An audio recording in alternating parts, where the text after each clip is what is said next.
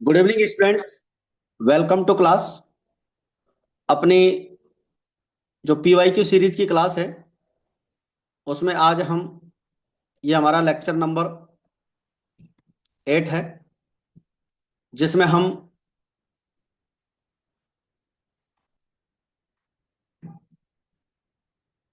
Paper 2015 और 14 का solve करेंगे। चैप्टर नंबर 3 है अपना। और इस क्लास में आज हम जो है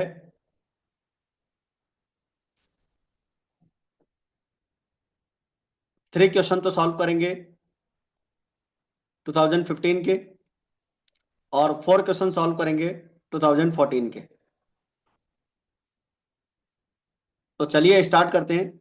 सबसे पहले अपन 15 का पेपर लेते हैं, और 15 के पेपर में पहला क्वेश्चन है अपने पास जो अपन से पूछा गया है।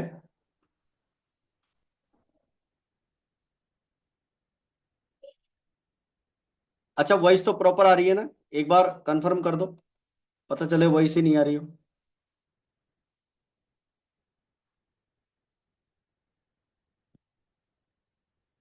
ठीक है, चलिए। तो पहला क्वेश्चन है आपके पास में 2015 के पेपर में। Ankit, Mohit and Deepak are partners sharing profits in the ratio of 2:1। यानी कि 3 पार्टनर है, अंकित, मोहित और दीपक। 2:1 में प्रॉफिट शेयर करते हैं। Mohit takes retirement and his share is taken by Deepak. Calculate new ratio.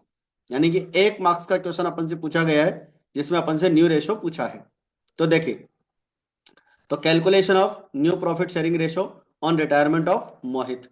Mohit share 2/5। मोहित का जो शेयर है वो 2/5 है, और मोहित का शेयर जो है दीपक उसको लेता है। Deepak will acquire the whole share of Mohit. यानी मोहित का जो पूरा शेयर है वो कौन लेगा? दीपक लेगा। ठीक है। रिटायरिंग पार्टनर कौन है? मोहित। रिमेनिंग पार्टनर कौन है? अंकित और दीपक। तो देखिए, अंकित का जो शेयर है वो क्या है यहाँ पर? 2/5। ये जो ओल्ड पार्टनर है इनका शेयर है 2/5, 2/5 और 1/5। यह है अंकित, यह है मोहित, और यह है दीपक।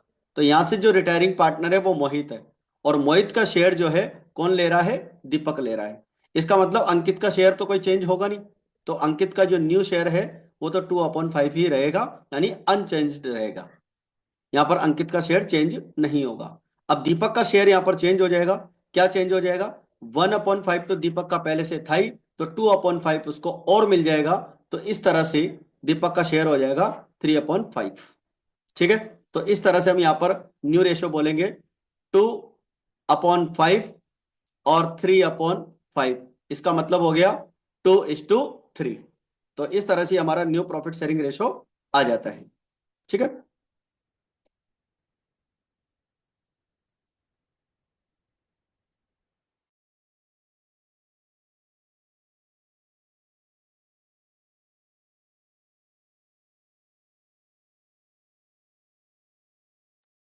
इसके बाद में हमारा question number 2। Lala, Vikram and Pal are sharing profits in the ratio 2:3:4। ये इनका ओल्ड रेशियो है, 2:3:4। Goodwill is appearing in the books of the firm at a value of 36,000। 36,000 की जो है गुडविल हमारे यहाँ पर पहले से रिप्रेजेंट है बुक्स के अंदर। तो ये जो आपको गुडविल दे रखी है यहाँ पर, ये वाली आपकी कौन सी गुडविल है? ये ओल्ड गुडविल है। पाल टैक्स रिटायरमेंट, पाल यहां से रिटायरमेंट लेता है, ये वाला पार्टनर। और on the day goodwill is valued 63,000। तो ये जो 63,000 की जो गुडविल अपने को दे रखी है, ये हमारी न्यू गुडविल है। पास necessary journal entries for the recording of the treatment of goodwill. ठीक है। इसके अंदर थोड़ा सा मैंने कुछ चेंज किया है क्वेश्चन के अकॉर्डिंग। तो ये हमारा 2 मार्क्स का क्वेश्चन यहां से पूछा गया है।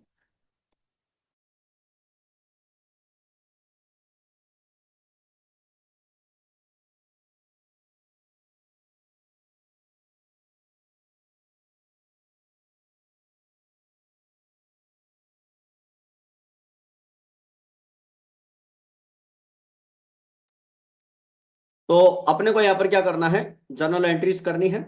ओल्ड गुडविल आपको 36,000 दे रखी है, और न्यू गुडविल आपको 63,000 की यहाँ पर दे रखी है। तो सबसे पहले अपन एंट्री करते हैं old all partners capital account debit to goodwill account, यानी कि जो ओल्ड गुडविल है हमारी 36,000 की, इस 36,000 की गुडविल को हम 2, 3, 4 में अपन क्या करेंगे, इसको डिवाइड कर लेंगे। ठीक है, तो इस तरह से हमारी ओल्ड गुडविल कंप्लीट हो जाएगी। और आपको पता ही है ये क्वेश्चन अपन कई बार करते आ रहे हैं।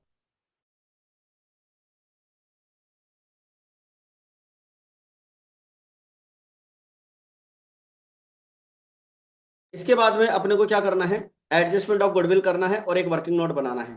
ठीक है, फर्म की गुडविल अपने को दे रखी थी, तो फर्म की गुडविल अपने को दे रखी थी यहाँ पर 63,000। ठीक है, तो अपने को वर्किंग नोट में क्या करना पड़ेगा, जो ओल्ड रेशियो था 2:3:4, इसमें से जो रिटायरिंग पार्टनर है उसका शेयर है 4/9, तो 63,000 का अपन करेंगे 4/9, और 4/9 हो जाएगा हमारा 28,000। तो Pal's share in the firm's goodwill is 28,000, और इस 28,000 की गुडविल को हम क्या करेंगे, गेनिंग रेशियो में डिस्ट्रीब्यूट करेंगे। अब गेनिंग रेशियो कहां से आएगा बच्चों, आपको पता ही है, ओल्ड रेशियो जो होता है रिमेनिंग पार्टनर का, यही हमारा गेनिंग रेशियो हो जाएगा, क्योंकि न्यू रेशियो अपने को क्वेश्चन में नहीं दे रखा है।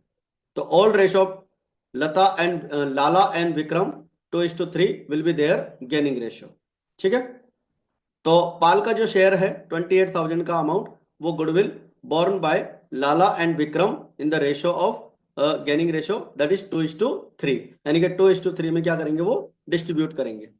तो ये जो 28,000 की गुडविल है, इसे अपन क्या करेंगे, 2:3 में डिवाइड करेंगे, यानी कि 28,000 मल्टीप्लाई बाय 2/5, तो ये हो जाएगा आपका 11,200, और 28,000 का अपन 3/5 करेंगे, तो ये हो जाएगा हमारा 16,800। इस तरह से हमारा जो है यहाँ पर ये क्वेश्चन कंप्लीट हो जाता है। और दो एंट्री अपन से क्वेश्चन में पूछी गई है। एक एंट्री अपन से पूछी है ओल्ड गुडविल को डिस्ट्रीब्यूट करने की, और एक एंट्री अपन से आई है जो न्यू गुडविल यहाँ पर कैलकुलेट की है, उसका अपन ने शेयर निकाला है रिटायरिंग पार्टनर का, और वो हमने डिस्ट्रीब्यूट किया है। यहाँ पर जब अपन एंट्री बनाते हैं तो हमें याद है रिमेनिंग पार्टनर्स को अपन क्या करते हैं, डेबिट करते हैं, और रिटायरिंग पार्टनर को हम क्रेडिट करते हैं। तो इस तरह से हमारी ये एंट्री यहाँ पर कंप्लीट हो जाती है।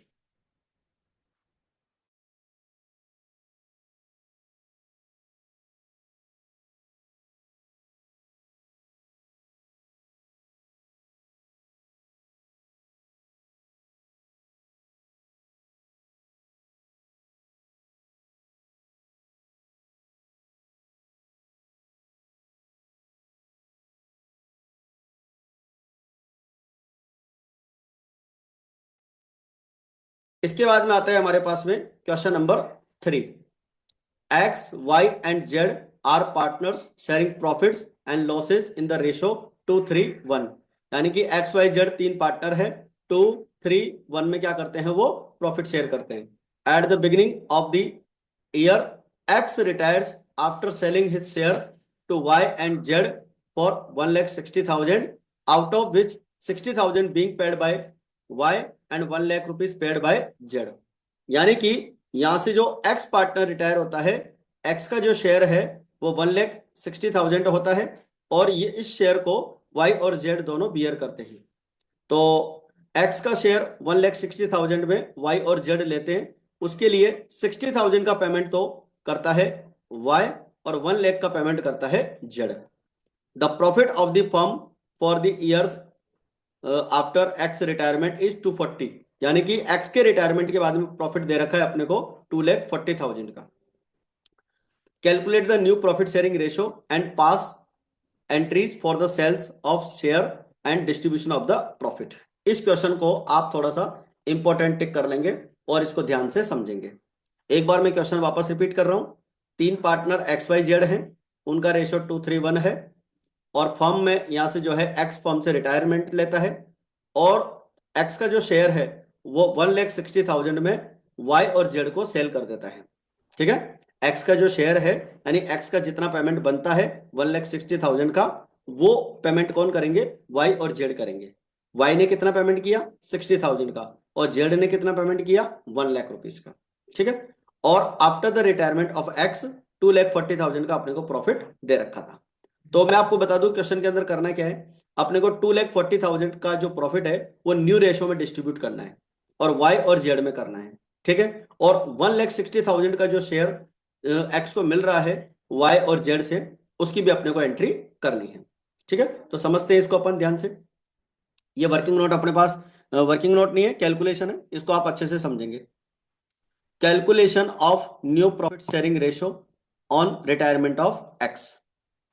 X sell his share to Y and Z for 1,60,000, यानी कि एक्स जो है यहां पे ये सेल हो जाएगा, सेल्स नहीं आएगा। एक्स सेल हिज शेयर, यानी कि एक्स जो है अपना शेयर 1,60,000 में वाई और जेड को देता है। आउट ऑफ विच, यानी कि 1,60,000 में से 60,000 का पेमेंट तो वाई करेगा और 1,00,000 का पेमेंट जेड करेगा। तो इसका मतलब ये हुआ, means Y and Z will acquire X share. X का जो शेयर है वो 60,000 और 1,00,000 का अपन क्या बनाएंगे, रेशो बनाएंगे। रेशो क्यों बना रहे, क्योंकि देखो वाई तो पेमेंट कितना कर रहा है 60,000 का, और जेड कितना पेमेंट कर रहा है 1,00,000 का। तो दोनों का जो पेमेंट है वो किस रेशो में है, 3:5 में। इसका मतलब क्या हुआ कि जो एक्स का शेयर है, और एक्स का शेयर कितना था आपको पता है, एक्स का शेयर था 2/6, 231 था ना। देखो एक्स वाई और जेड 231, और यहां पर एक्स का शेयर कितना था 2/6। तो ये जो एक्स का शेयर 2/6 था, इस शेयर को वाई और जेड कौन से रेशो में ले रहे हैं, 3:5 में ले रहे हैं। ये इसका कंक्लूजन निकलेगा, ठीक है। तो वापस रिपीट करता हूं, एक्स अपना शेयर 1,60,000 में वाई और जेड को सेल कर रहा है। वाई को कितना पेमेंट करना पड़ रहा है, 60,000 रुपए का, और जेड कितना पेमेंट कर रहा है 1,00,000 रुपीज का। दोनों इतना पेमेंट कर रहे हैं। तो इसका मतलब यह हुआ कि एक्स का शेयर जो है वाई और जेड ने किस रेशो में लिया है, 3:5 में लिया है। तो लिखेंगे Y will acquire X share, X का शेयर 2/6, वाई कितने में लेगा 3:5 में। तो 3:5 का मतलब हो गया 3/8, मतलब 2/6 का 3/8 निकालेंगे। 2/6 का 3/8 निकालेंगे तो ये आ जाएगा 6/48, ठीक है। और जेड कितना लेगा, 5/8 लेगा। 5/8 किसका लेगा, 2/6 का, यानी एक्स के शेयर को लेगा कितने में, 5/8 में। तो 2/6 का 5/8 निकालेंगे तो ये हो जाएगा आपका 10/42। बात आपको समझ में आ गई होगी। एक्स का शेयर वाई और जेड लेंगे इस रेशो में।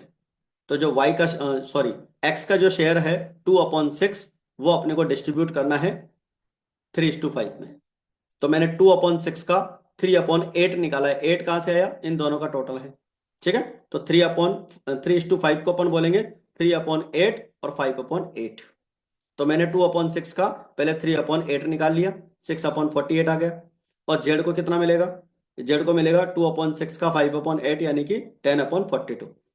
अब आप ध्यान देना एक बात पे, ये जो मैंने यहां पर आपको शेयर बताया है, ये वाला शेयर, ठीक है, 6/48 और 10/48, ये है गेन, ठीक है। किस किस का गेन है, वाई का गेन तो है ये वाला, और जेड का गेन है ये वाला अमाउंट, ठीक है। अब न्यू रेशो निकालने के लिए क्या करेंगे, इनका जो ओल्ड शेयर था किसका, वाई का, और वाई का ओल्ड शेयर क्या है, देखो यहां पर है 3/6 और 1/6, ये जेड है, ठीक है।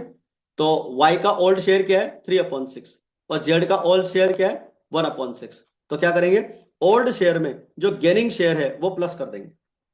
अब वाई का ओल्ड शेयर क्या था 3/6, यहां से निकाला था, और गेनिंग शेयर क्या है 6/48, तो ये 6/48 आ जाएगा।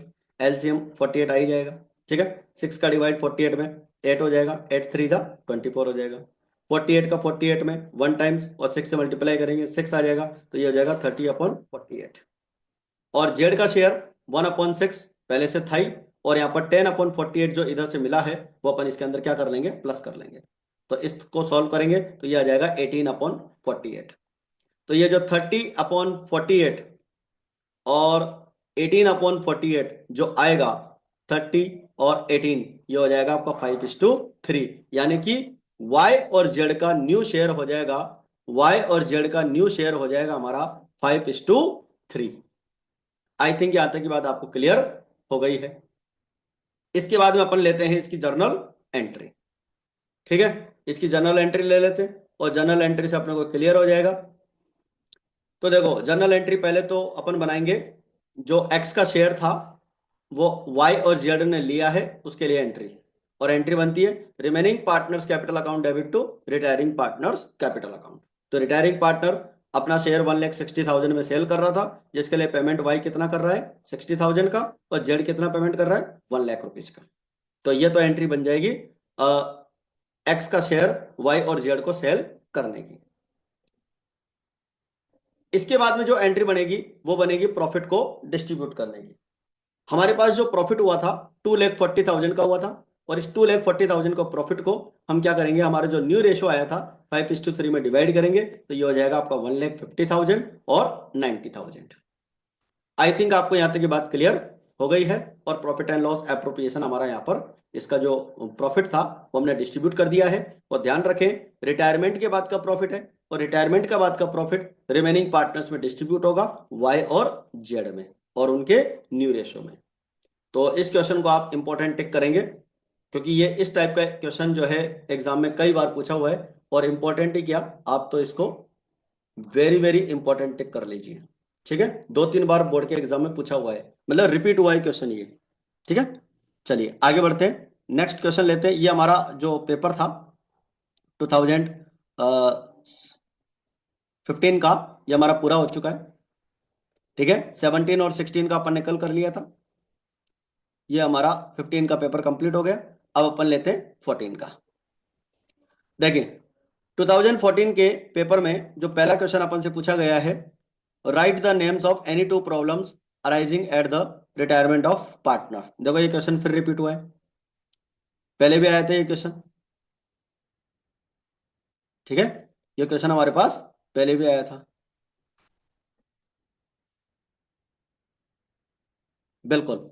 देखो आपको ऐसा ऐसा लगेगा कि जैसे कल वाला ही पेपर सॉल्व कर रहे हैं, लेकिन ये क्वेश्चन रिपीट हुआ है, ध्यान रखना। और हम पेपर सॉल्व कर रहे हैं 2014 का। ठीक है, देखिए right the names of any two problems arising at the retirement of partner, यानी कि पार्टनर के रिटायरमेंट पे जो कोई प्रॉब्लम्स क्रिएट होती है। एक तो क्वेश्चन आता है कि कौन कौन सी प्रॉब्लम क्रिएट होती है, कोई दो, मतलब ये रिपीट हो रहा है एक तरह से क्वेश्चन, ये मान लो आप। तो दो प्रॉब्लम्स अपने को बतानी है, calculating the new profit sharing ratio और value and adjusting of the goodwill. ये कल वाली क्लास में भी देखा था अपन इस क्वेश्चन को। तो पहला क्वेश्चन हमारा क्लियर हो जाता है कि name of any two problems arising at the retirement of partner. इसके बाद में देखो write the names of any 4 items which are credited to. देखो ध्यान देना, क्रेडिटेड कल तो पूछा था कि कौन कौन से अमाउंट रिटायरिंग पार्टनर का जो फाइनल पेमेंट देना है वो निकालते कैसे हैं, कौन कौन से एडजस्टमेंट्स करते हैं, ये वाला क्वेश्चन पूछा था पिछले पेपर में। लेकिन इस पेपर में पूछा गया है कि कौन कौन से अमाउंट उसके अकाउंट में क्रेडिट करते हैं। ठीक है, जो डिसीज पार्टनर होता है, जिस पार्टनर की डेथ हुई है, उसका फाइनल जो पेमेंट निकालना होता है, उसके लिए कौन कौन से अमाउंट हम क्रेडिट करते हैं ये पूछ रहा है अपन से। ठीक है, तो इसका आंसर हो जाएगा हमारा name any 4 items which are credited to account of deceased partner to calculate the amount payable to his heirs. Heirs का मतलब है उसके लीगल रिप्रेजेंटेटिव। लीगल रिप्रेजेंटेटिव को पेमेंट करने के लिए जो अपन अमाउंट निकालते हैं, वो निकालने के लिए हम ये अमाउंट लिखते हैं उसके क्रेडिट साइड में, balance of capital account and current account of the retiring partner. यानी कि रिटायरिंग पार्टनर का जो कैपिटल अकाउंट और करंट अकाउंट का जो बैलेंस है वो अपन वहां पर शो करते हैं क्रेडिट साइड में। और interest on capital for the period from the date of commencement of the accounting year to the date of retirement, यानी कि बिजनेस स्टार्ट होने की डेट से, मतलब अकाउंटिंग ईयर स्टार्ट की डेट से, और जो उसके रिटायरमेंट की डेट है वहां तक का इंटरेस्ट ऑन कैपिटल भी क्रेडिट करते हैं। 4 चीजें पूछी केवल। और share in the profits of the current year, तो करंट ईयर का जो प्रॉफिट उसका बनता है बिगिनिंग ऑफ ईयर से लेकर और जिस डेट पर वो रिटायरमेंट ले रहा है वहां तक का प्रॉफिट का जो उसका हिस्सा बनता है वो भी अपन कैपिटल अकाउंट में क्रेडिट करते हैं। Share in profits and losses due to the revaluation. Profit, सिर्फ प्रॉफिट की बात करेंगे, लॉस की बात नहीं करेंगे। ठीक है, लॉस तो डेबिट में जाता है। तो share in profit due to revaluation of assets and liabilities. तो 4 अमाउंट कौन कौन से हैं जो उसके कैपिटल अकाउंट में क्रेडिट किए जाते हैं उसका फाइनल पेमेंट निकालते टाइम पर। तो ये 4 आइटम्स अपने को यहाँ पर बताने हैं, और ये जो क्वेश्चन है आपका 2 मार्क्स का आपसे पूछा गया था। तो ये था हमारा क्वेश्चन नंबर 2, और इधर था हमारा क्वेश्चन नंबर 1। इसमें अपन टोटल 4 क्वेश्चन सॉल्व करने वाले हैं, तो 2 क्वेश्चन हमारे कंप्लीट हो चुके हैं। किसी भी क्वेश्चन में आपको कोई डाउट लगे तो आप कमेंट करके जरूर बताना। चलिए इसके बाद में लेते हैं क्वेश्चन नंबर 3। देखिए बच्चों, Harish, Mukesh and Saraf are partners in a firm sharing profits and losses in the ratio 2:1।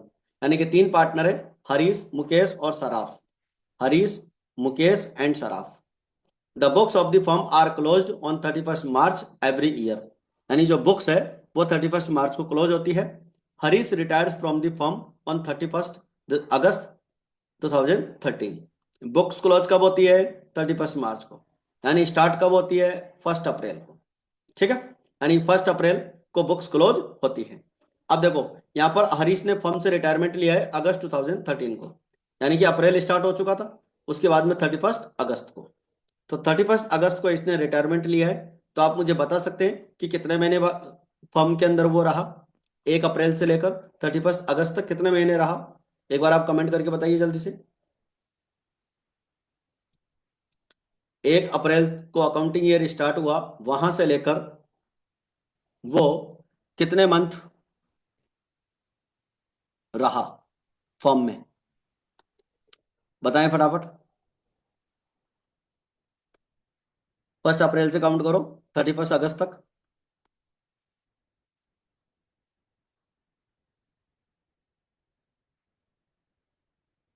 5 month. ठीक है, तो 5 मंथ का अपने को उसको प्रॉफिट देना है। Profit earn 2 lakh during the previous year. ये पिछले साल का प्रॉफिट है, 2 लाख रुपए। Year ended 31 March 2013। It is estimated that the current year's profit would be 20% more than the previous year. यानी करंट ईयर का जो प्रॉफिट होगा वो लास्ट ईयर के प्रॉफिट के कंपैरिजन में 20% ज्यादा होगा, ऐसा इन्होंने बोला है। On the date of taking retirement determine the share of Harish profit current year's profit and also make general entry. यानी कि अपने को क्या करना है, हरीश के रिटायरमेंट पर उसका करंट ईयर का प्रॉफिट निकालना है और उसकी जनरल एंट्री भी करनी है। तो देखिए सबसे पहले तो प्रॉफिट कैलकुलेट कर लें। Calculation of Harish share of profit up to the date of retirement.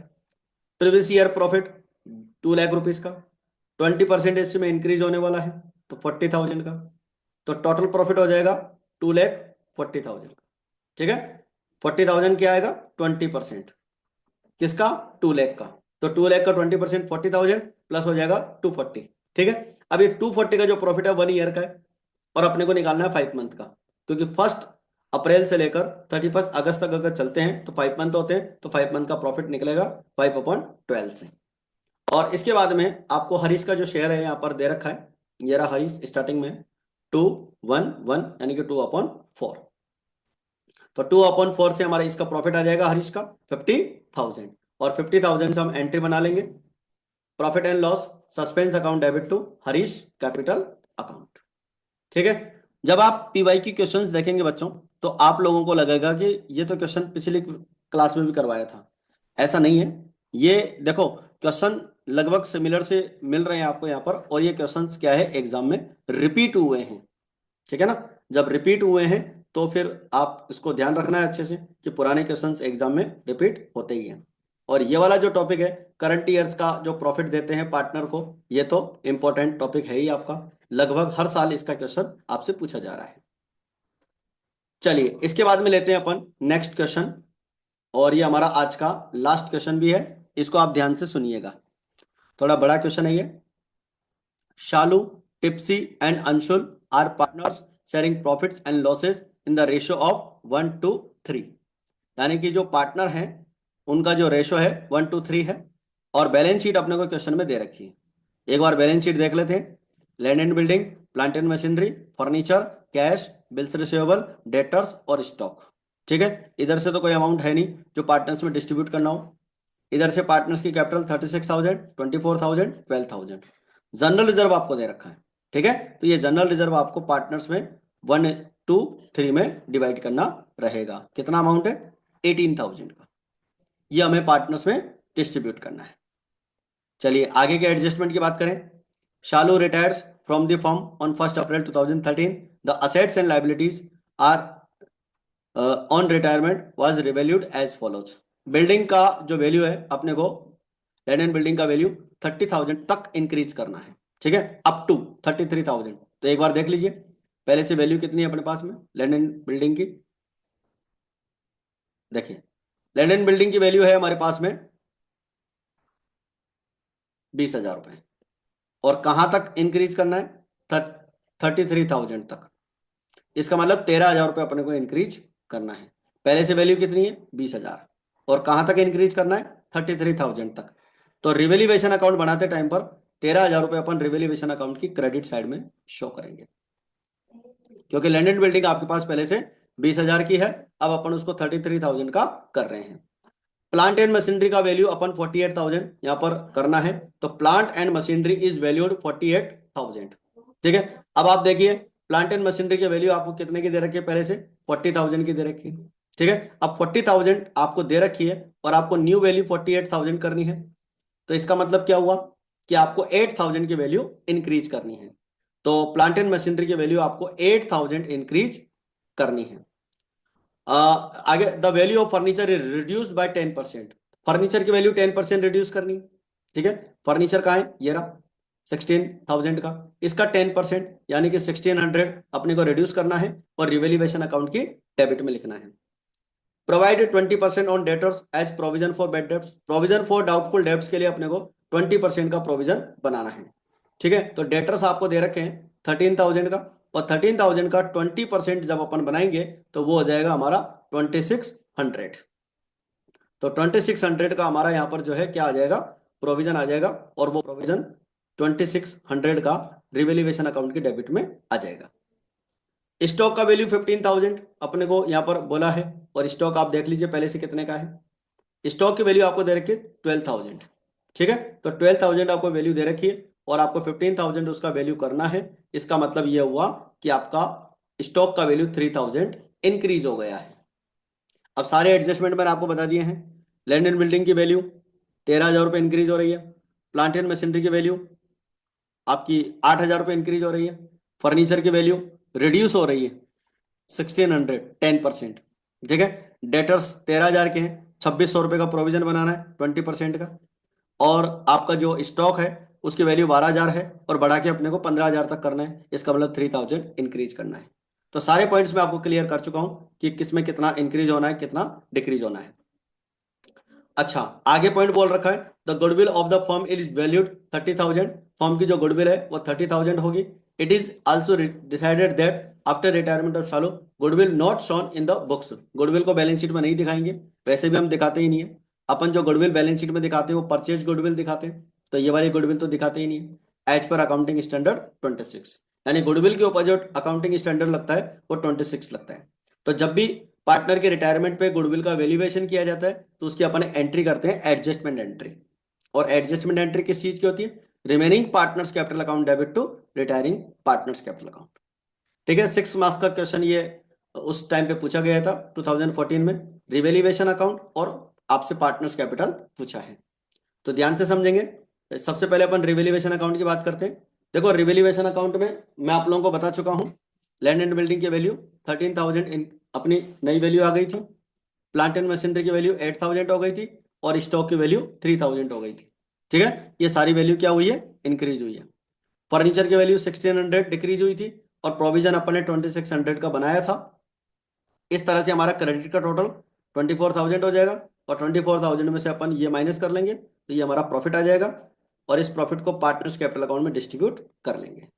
अच्छा पार्टनर्स का जो प्रॉफिट शेयरिंग रेशियो है वो अपने को क्वेश्चन में दे रखा है। एक बार मैं आपको क्वेश्चन के स्टार्टिंग में ले चलता हूँ, 1:3, ठीक है। तो 1:3 आपका प्रॉफिट शेयरिंग रेशियो दे रखा है। तो अपन क्या करेंगे, ये जो प्रॉफिट आया है 19,800, इसे 1, 2 और 3 में डिवाइड कर लेंगे, तो 33,000 और 3,300, 6,600 और 9,900, ये हमारा प्रॉफिट आ जाएगा। पार्टनर्स कैपिटल अकाउंट में डिस्ट्रीब्यूट कर लेंगे। आप जानते हो रिवेल्यूएशन अकाउंट की डेबिट साइड में असेट्स की वैल्यू डिक्रीज होती है, और लाइबिलिटीज की वैल्यू इंक्रीज होती है, उसे हम शो करते हैं। और असेट्स की वैल्यू यहां से आपकी इंक्रीज होती है और लाइबिलिटीज की वैल्यू डिक्रीज होती है, उसको अपन यहां पर शो करते हैं। चलिए इसके बाद आगे बढ़ते हैं पार्टनर्स कैपिटल अकाउंट में। तो बाय बैलेंस बीडी 36,000, 24,000 और 12,000, ये तो हो गया कैपिटल का बैलेंस जो बैलेंस शीट के अंदर दे रखा है। रिवेल्युएशन अकाउंट का जो बैलेंस दे रखा था 18,000, उसे भी हमने यहाँ पर डिस्ट्रीब्यूट कर दिया है और इसे हम यहाँ पर क्रेडिट साइड में शो कर देंगे।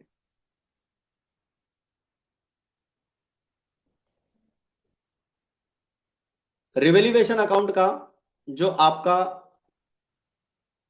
प्रॉफिट था वो भी क्रेडिट साइड में आ जाएगा, 3,300, 6,600 और 9,900। और गुडविल का अपन यहाँ पर एडजस्टमेंट करने वाले हैं और रिटायरिंग पार्टनर का जो शेयर बनेगा वो अपन क्या करेंगे, उसके लोन अकाउंट में ट्रांसफर कर देंगे। तो एक बार अपन यहाँ पर वर्किंग नोट देख लेते हैं। देखिए क्वेश्चन में अपने को ये यहाँ से ये पार्टनर रिटायरमेंट है शालू, ठीक है, और रिमेनिंग पार्टनर है टिप्सी और अंशुल, उनका जो ओल्ड रेशो है वही गेनिंग रेशो हो जाएगा, ठीक है। फर्म की गुडविल 30,000 दे रखी है और 30,000 का अपने को 1/6 करना है, ठीक है। ये जो 1/6 इसका यहाँ पर शेयर है शालू का, तो 30,000 का 1/6 होता है 5,000, ठीक है। और इस 5,000 को अपन क्या करेंगे, 2:3 में डिवाइड कर देंगे, क्योंकि ये 2:3 हमारा क्या हो जाएगा, गेनिंग रेशियो। तो 5,000 को 2:3 में डिवाइड करेंगे तो एंट्री बन जाएगी Tipsy capital account debit, Anshul capital account debit to Shalu capital account. तो शालू कैपिटल अकाउंट के क्रेडिट में इन दोनों पार्टनर का नाम अपन शो करेंगे और इन दोनों पार्टनर्स की डेबिट साइड में हम जो है शालू कैपिटल अकाउंट शो करेंगे। तो ये एंट्री तो आपको आती है वैसे। देखिए शालू कैपिटल अकाउंट के क्रेडिट में बाय टिप्सी कैपिटल अकाउंट और बाय अंशुल कैपिटल अकाउंट, तो अमाउंट गुडविल का यहाँ पर आ जाएगा। और टिप्सी और अंशुल दोनों को अपन ने डेबिट किया जनरल एंट्री में, इसलिए टू शालू कैपिटल अकाउंट 2,000 और 3,000। इसके बाद में टिप्सी का टोटल हो जाएगा क्रेडिट का 36,600, 2,000 माइनस करेंगे 34,600 का बैलेंस शीट हो जाएगा। अंशुल का 30,900 है और इसमें से 3,000 अपन माइनस कर लेंगे तो 27,900 यहाँ पर आ जाएगा। इसके बाद में शालू का टोटल 47,300 है और इधर से कोई माइनस करने वाला अमाउंट नहीं है, तो पूरा का पूरा अमाउंट उसके लोन अकाउंट में ट्रांसफर हो जाएगा। रिटायरिंग पार्टनर को पेमेंट करने के लिए अगर नहीं बोला गया हो तो उसका जो बैलेंस होता है वो उसके लोन अकाउंट में ट्रांसफर होता है, ठीक है बच्चों। तो ये था हमारा क्वेश्चन नंबर 4 और इसी के साथ जो है हमारी आज की जो क्लास है वो कंप्लीट हो जाती है। और आज की इस क्लास में हमने जो है हमारे जो पेपर हैं 2015 और 14 अपन ने सॉल्व कर लिया है, ठीक है। इसके बाद में लगभग इसके 4 पेपर और बच रहे हैं, वो आगे की अपन क्लासेस में कंप्लीट कर लेंगे और उसके बाद में फिर अपन चैप्टर नंबर हमारा 4 स्टार्ट करेंगे। देखो चैप्टर नंबर 1 से लेकर जो हमारे चैप्टर नंबर 9 पूरे टोटल हैं, पूरे 9 चैप्टर का PYQ अपन यहाँ पर सॉल्व करने वाले हैं और साथ ही अपन जो है चैप्टर वाइज थ्योरी नोट्स भी यहाँ पर डिस्कस करने वाले हैं। तो इन क्लासेस को आप ज़्यादा से ज़्यादा शेयर करें और अपने फ्रेंड्स के साथ इनको ज़्यादा से ज़्यादा उन तक पहुँचाएं ताकि वो भी इसका अपना रिवीजन कर सकें। और क्लासेज आपको कैसी लगती हैं उनका आप कमेंट करके ज़रूर बताएं, ठीक है, ताकि हम इसमें और ज़्यादा जो इम्प्रूवमेंट करना है वो इम्प्रूवमेंट कर सकते हैं। और चैनल अगर आपने सब्सक्राइब नहीं किया हो तो उसको आप सब्सक्राइब करना ही है आपको, ठीक है। तो आज की क्लास में फिलहाल इतना ही, मिलते हैं फिर अपन नेक्स्ट क्लास में।